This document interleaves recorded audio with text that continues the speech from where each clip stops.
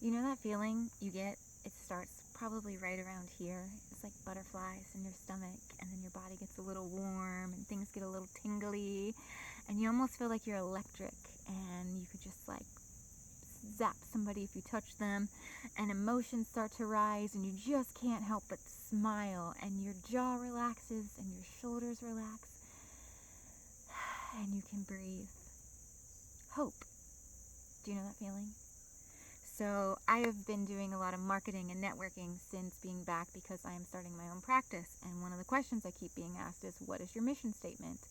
And it's funny because I go on a bit of a ramble because I don't have this nice, bow, cute little sentence of a mission statement. But then I always end up coming back to saying, well, it's hope. My mission is hope. And it just so happens that that's my name.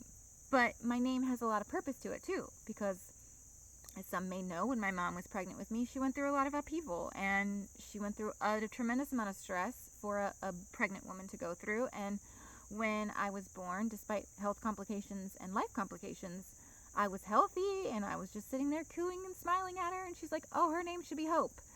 And I was then her hope to kind of make sure she healed for my brother and I from all the upheaval that she experienced. And then, a series of traumatic events happened throughout our childhood, and my mom's mission statement became staying hopeful. And she was very careful about never trying to spiritually bypass the hard stuff. She never tried to justify anyone's bad behavior, thankfully, because she very much wanted us to understand the difference between wrong and right, and that some of the things that were happening to us were absolutely wrong. But she didn't want us to ever stay in this victimhood, and she always made it a point to say, we have a choice now. We can allow their actions to continue to hurt us, or we can grow from it. What can we learn from it?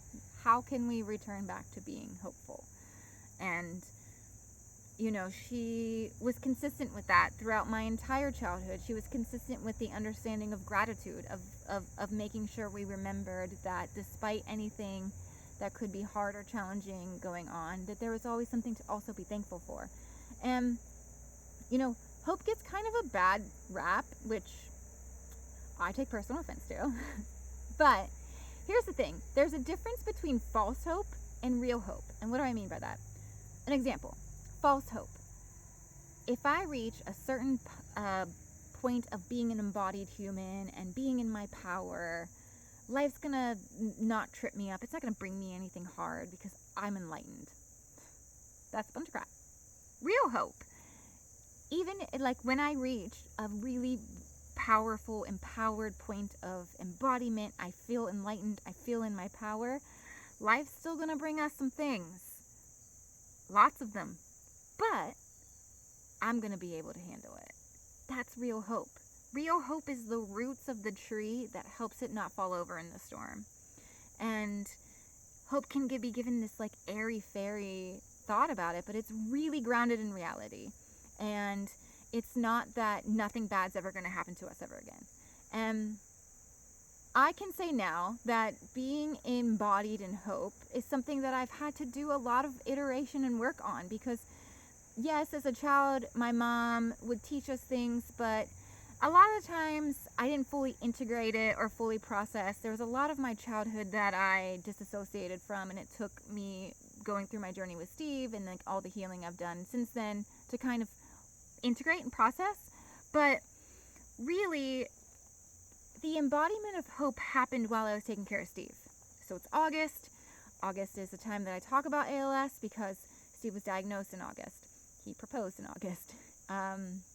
And Steve is, by very definition, what I would consider embodied of hope too, because what he used to say was ALS was his purpose. And he had to accept that ALS was here, that he was diagnosed, that he was going to die, he was going to progress, he was going to have all of the symptoms in order to take his power back. And when he took his power back, he was able to determine how the illness was going to look for him. He was like, I am not going to live just 2 to 5 years. He lived 9. He very much so did everything on his own terms, which was a point of growth for me because I wanted some of the things to be on my terms. But as a caregiver, there's a lot of things that you wish that your person would do. And when they're like, let me have my autonomy, you have to let them. So, a point of growth. Steve, about a year into his diagnosis, had a lot more of an understanding about ALS, had done a lot of research about what caused ALS, and sort of did a lot of reflection on his life. And he really saw that his entire life's purpose was to have ALS. And then he was like, if I'm going to be able to impact people, because we started to gain a bit of attention and awareness after being on Say Yes to the Dress, and I decided to share as much as possible and document our life. It became a passion of mine, documenting things and sharing and storytelling. And he said, this is going to be my purpose, because I'm going to reach people I would have never reached without this illness. And he could literally trace so many different things that occurred in his life that would have caused him to have ALS. And so he decided to make hope come from this situation. And it's not just, hi, we're Hope for Steve, because I'm Hope and I'm taking care of Steve, but because we literally were hopeful of living a full life despite an illness. And he knew that even though life was about to get really challenging, there was purpose behind this, and sharing it was going to reach people. And I think his mission statement was, life is so very uncertain. Please do not wait until you get an illness to live it to the fullest, to pursue your dreams, and just to make sure that you're telling everyone you love them. And yeah, and so I had to learn my definition of hope while being a caregiver, because caregiving broke me. And it's only recent that I've been able to say out loud just how traumatic some of it even was, because even telling a friend that I've been telling for the past 2 years of us knowing each other about, I told them something the other day that they said, you never even told me that. And I was just talking about how at the end, when Steve couldn't breathe, and this led up to being this amount of times, because I had to suction and trach and help him from not desaturating and not losing oxygen. But the last year of his life, it was on average 24 times a day in a 24-hour period. And I felt as if I couldn't keep going, and I didn't have that hope that I speak of that was like, if something hard happens to me, I'm going to be able to handle it. I thought I was going to crumble. I didn't think I was going to be able to get up one more day and do it. No, I did, and it broke me a bit, but I'm so thankful that I was able to show up that way for Steve. And although I didn't always show up as the nice sunshine, disposition, ray of rainbows that I wanted to, I had to come to peace with the fact that I showed up. And to have gone through that, and it's not that I really lost all hope, because I still was like, okay, I'm gonna try, but I lost a piece of who I was, and that is knowing that I can get up in the morning and do what is asked of me to the best of my ability. And I lost that empowered embodiment. I was really, at the end when he passed away, I couldn't even go to the grocery store without feeling panicked, and I was so confused about where I was supposed to go next. And it was such a dark place for me, because I was not hope in my name, in my being, in the energy that is hope. I didn't feel hope, and I in fact didn't feel hope for quite some time, and I had to do a lot of work to get back to this place. And that's why it makes me so emotional to be like, I am an embodiment of hope right now. I feel so in my power, and I am literally, we just accepted an offer to our house, so we're selling the house. I'm starting a brand new business. I am starting 100% from scratch on my own, and I don't feel anxiety. And this is something that is remarkable, because if you would have asked me a year, even 2 years after Steve passed, how I would be feeling in this position right now, I would not be able to truthfully tell you I'd be hopeful. And it just makes me emotional because I'm out here saying I want to be a messenger of hope, and I know congruently I am that. I am living in that. And I know all the work it took me to get there and how worth it is to do the work to get there.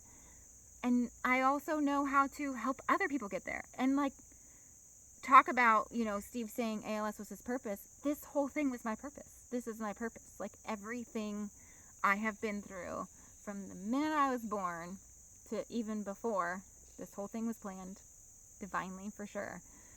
Everything I have gone through has literally prepared me to be an embodiment of hope and to be able to say confidently, I'm going to bring you back to hopefulness in life. Like, how cool is that? I have a hard time sometimes even really putting it to words, which is why I don't have this beautifully curated mission statement, and I'm making an 11-minute video about one word, but it feels like that feeling I described at the beginning of the video, where I just can't help but smile, and just I feel it from oozing from inside out that regardless of where my new life is taking me, I'm going to be able to be okay. And in fact, I'm going to be way more than okay. I'm going to be happy and joyful and impactful and living in my purpose and feeling that congruency and that embodiment, and I'm going to feel aligned. And so my mission statement is to get you there. If you have advice on how to say everything I just said in 12 minutes in one sentence, hit your girl up. But if you would like to feel more embodied in hope, also hit your girl up. I hope that you all will continue to follow along, because I have a feeling this journey is going to take me in many beautiful places. Oh, hope. Hope, hope, hope, hope, hope. I love y'all. I love hope.